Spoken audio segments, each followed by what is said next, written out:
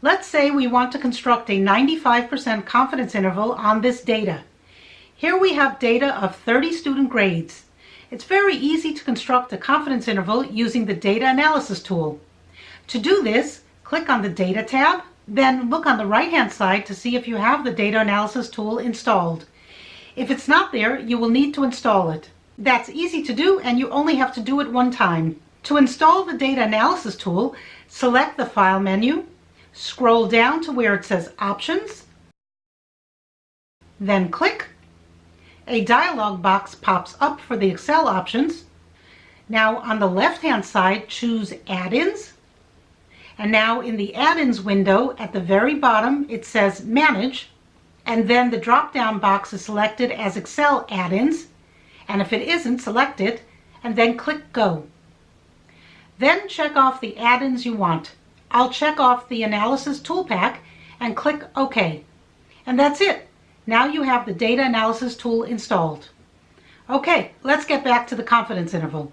Now click on the Data tab, click on the Data Analysis tool, and here we have a selection of tools to use.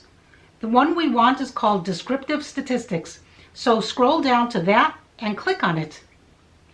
Now we need to put in the range for the data. That's B1 through B31 if I include the first row with the label, which I am. So I select rows B1 through 31.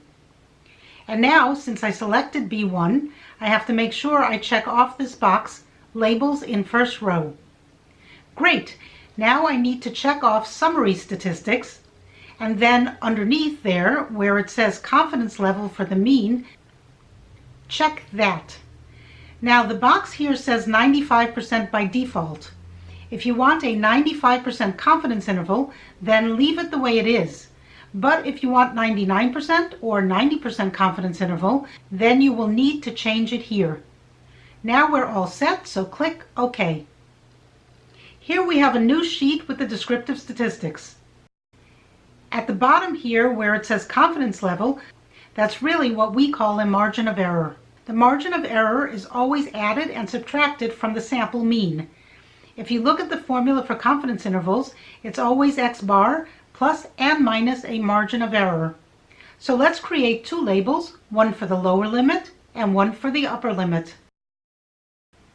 Now to create the lower limit, we take x bar, that is the sample mean which is in cell B3. So let's type in equal to B3 minus the margin of error, which is B16.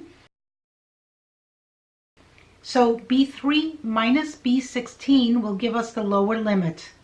For the upper limit, we take x bar plus the margin of error, so it's B3 plus B16.